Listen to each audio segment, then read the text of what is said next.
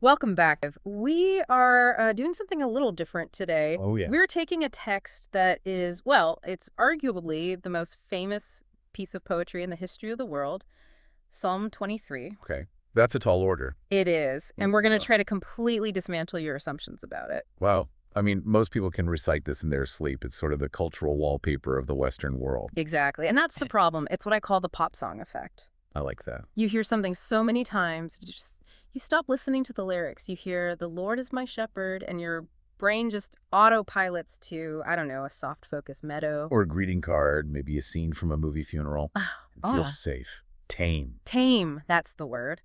And the source material we're looking at today argues that is the exact opposite of what this text is actually saying. Right. If you really read it, it's not safe at all. It's about survival. So we're breaking down a really comprehensive analysis. It's titled Psalm 23 Explained Line by Line from Open the Bible.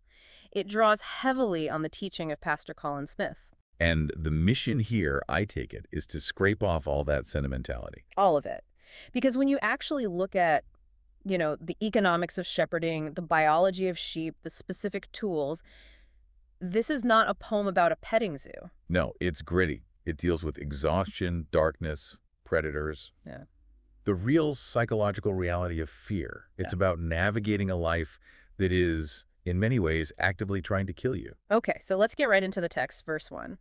The Lord is my shepherd, I shall not want. The classic opening. Right. And usually we just breeze right past the word shepherd to get to the I shall not want part. I mean, who doesn't want to lack nothing? That's the dream. Of course. But our source slams the brakes right there, at the very beginning. They argue that if you miss the specific definition of shepherd being used, you miss the entire point of the poem. The whole thing. The whole thing. Because in our modern context, we might hear shepherd and think, I don't know, guide or spiritual coach. A manager. A manager, yeah. Somebody you hire. But in the ancient Near East, the relationship between a shepherd and a sheep, it wasn't employment, it was ownership. That is a loaded word, especially now. In our culture, autonomy is everything. The idea of being owned it makes you recoil a bit. It does, and that's understandable. But we have to look at the economic reality of the metaphor.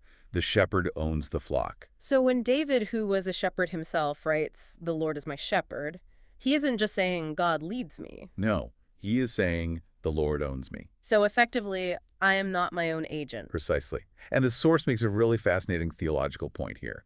From a Christian worldview, the concept is that you are bought with a price. It's a transaction. You're an asset. Which, again, sounds a little cold. It can, but the source argues that being owned in this context is actually the best case scenario for the sheep. Okay, walk me through that logic. Why would I want to be an asset? Because ownership creates obligation. Think about it like a car. If you rent a car for the weekend, you might take care of it, sure. But if the engine blows up or the transmission fails, you just call a rental agency. It's an inconvenience maybe, but it's not your loss. You just walk away. Yeah, I'm not losing sleep over a rental. But if you own a classic car, a vintage Porsche, Oh, you're obsessed with it? you are obsessed with its maintenance, you're checking the oil, you're garaging it, you're listening for every little rattle. The source says that because of this ownership, the shepherd is obligated to do 5 specific things: lead, restore, protect, provide, and love. So the reason the sheep shall not want or lacks nothing isn't because the sheep is smart or good at finding food. No, sheep are famously bad at foraging without guidance. The lack of want is entirely due to the owner's competence. If the sheep is starving, that's not a failure of the sheep. It's an indictment of the shepherd. Exactly. It's a bad look for him. That completely shifts the burden. So declaring the Lord is my shepherd isn't just a religious platitude. It's handing over the responsibility for your survival. It's an admission of dependence, absolutely, but it's also a claim to security. You're saying, my outcome is now your problem. Which brings us to the methodology of that care. Verse 2. He makes me lie down in green pastures. He leads me beside still waters. Ah, the nursery walver? Yes, the spa day part. But it sounds like there's more to it. There is. The source points out a biological reality here that I found really compelling. Sheep are terrible at resting. They're high-strung. They're prey animals, so they are incredibly skittish. A sheep physically cannot lie down if it is hungry, if there are flies buzzing around, if there's tension in the flock. Or if it's scared. Most importantly, if it is afraid. They're basically insomniacs. If a wolf howls 3 miles away, a sheep is on its feet. They're hypervigilant. They can't just turn it off. So the phrase, "he makes me lie down," that implies he has to force the situation. He has to engineer it. He has to curate the environment. The shepherd has to neutralize the threats, clear the ground of pests, resolve the conflicts, and provide so much security that the sheep's nervous system can actually, de-escalate. That really hits home for anyone dealing with modern anxiety. We tend to think, I'll rest when my to-do list is empty. Or I'll sleep better once this crisis is over. We condition our rest on the absence of problems. Right. We think rest is what happens when life stops being crazy. But the text suggests something deeper. It implies you can lie down, not because the danger is gone, wolves are still out there, but because the shepherd is near. You're decoupling your ability to rest from your circumstances. Exactly, yes. You're saying, I can sleep in the middle of this mess because the one who owns me is keeping watch. It's rest during the storm, not just after it. And what about the still waters? I always just picture a nice scenic brook. It sounds nice, but the detail is intensely practical. Sheep are top-heavy with wool. If they try to drink from a rushing river and they slip, They're in trouble. big trouble. The wool absorbs the water instantly. They become too heavy to swim, and they drown. So still waters isn't just about ambiance, it's a safety feature. It's pure safety. It's the shepherd finding a place where the sheep can drink without fear. It's about minimizing risk so the sheep can actually thrive. Okay, so we have ownership and this strategy of rest. Then we get to verse 3. He restores my soul. He leads me in paths of righteousness for his name's sake. Right. And the source points out an order of operations here that I found really counterintuitive. It is. The sequence is crucial. Notice the flow. First, he makes us lie down. That's rest. Right. Then he leads us in paths of righteousness. That's the action. Well, we usually try to flip that, don't we? Especially in our culture. All the time, we think, I need to work hard, do the right thing, crush my goals, and then eventually, I'll earn some rest. It's a reward. But the shepherd's economy is different. You have to be restored first. You need the strength from the green pastures before you can even attempt to walk the path of righteousness. So it's rest to work, not work to rest. Exactly. And let's drill down on that phrase, restores my soul. It sounds poetic, but the source describes a very specific and slightly embarrassing condition of sheep. Oh, this is the cast sheep idea. Yes. A sheep that rolls over on its back, maybe to scratch an itch or find a soft spot, can sometimes get stuck. Its center of gravity shifts, and it physically cannot flip itself back over. It's called being cast. That sounds undignified. It is, but it's also deadly. If a sheep is cast for too long, gases build up in the stomach, circulation gets cut off, and it dies. It's completely helpless. So restoring the soul is the shepherd finding this sheep that is stuck, legs flailing, and physically flipping it back onto its feet. Yes. It's not just, I felt sad and now I feel better. It's, I was effectively dead and stuck, and you rescued me. It's a rescue operation. For the burned out and the wandering. Yeah. And then, once they're on their feet, he puts them on the paths of righteousness. But the kicker here is the motivation.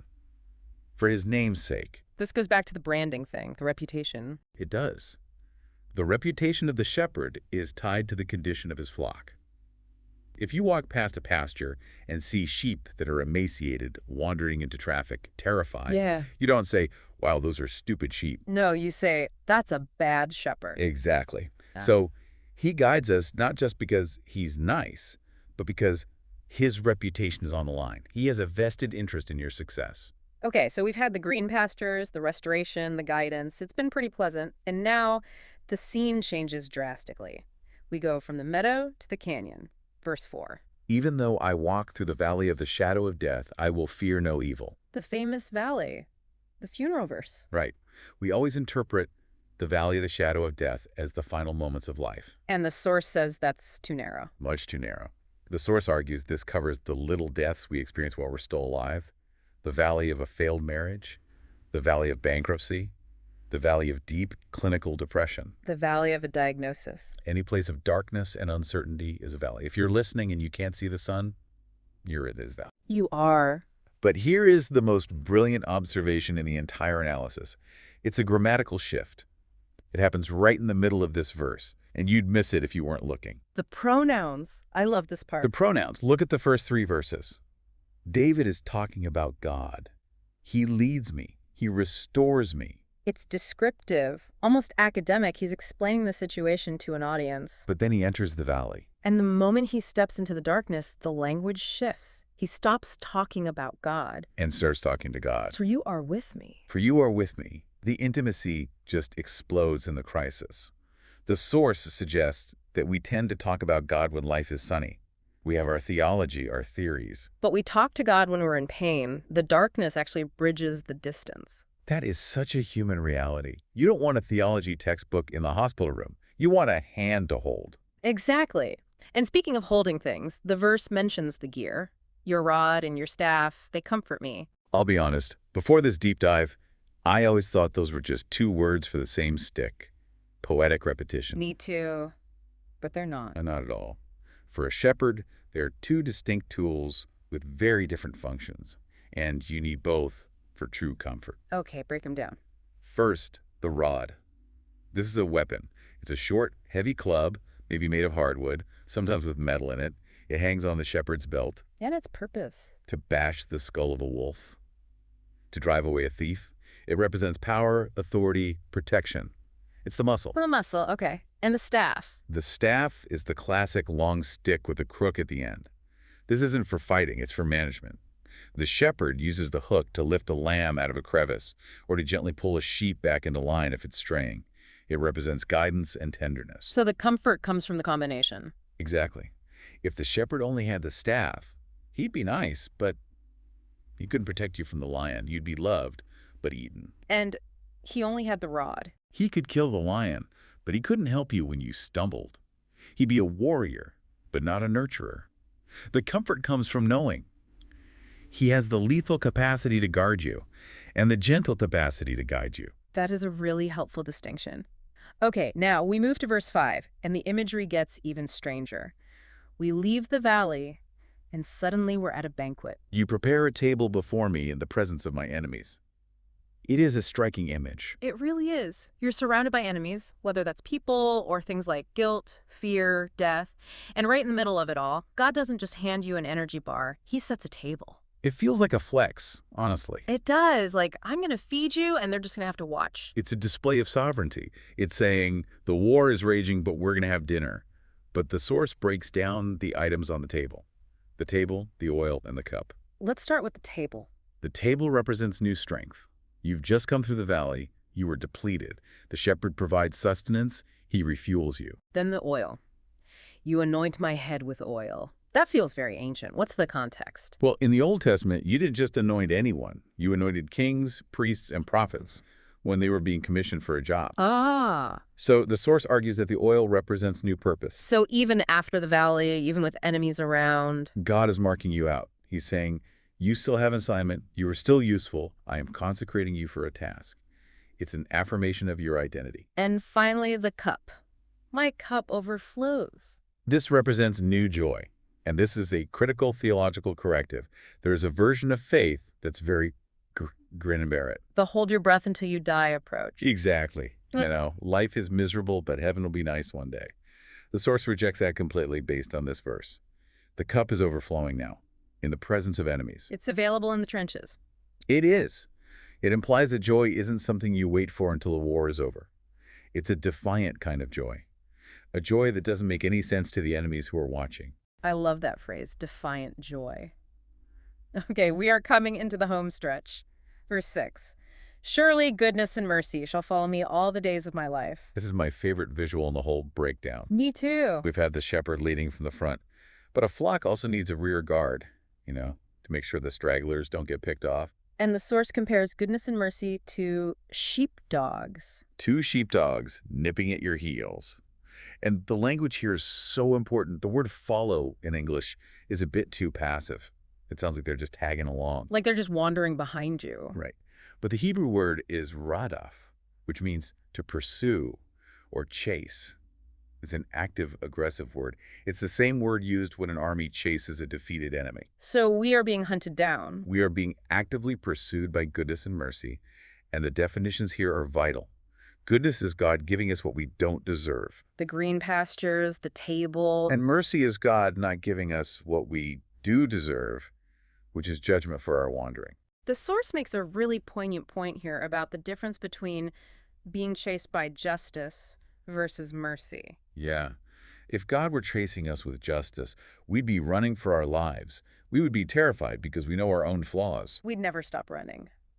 But because the things chasing us are goodness and mercy, we don't have to run.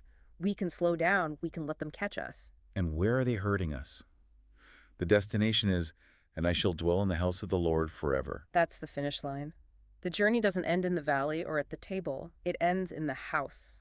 Permanent residence. You aren't a guest. You live there. It's the promise of an eternal home. So we've walked through the whole poem. We have ownership, rest, the tools, the table, the sheepdogs. But we need to answer the final, most important question. Who is the shepherd? This is where we have to connect the Old Testament to the New. In the Old Testament, the Lord Yahweh is the shepherd. But in the New Testament, John chapter 10, Jesus stands up and makes this radical claim. He says, I am the good shepherd. He does. But lots of people claim to be leaders. History is full of them.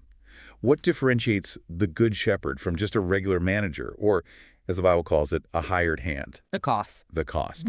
A hired hand is in it for the wage. When the wolf comes, when real danger arrives, the hired hand runs. Why? Because the sheep aren't his. Exactly. He's not going to die for livestock. It's bad economics. But the owner will.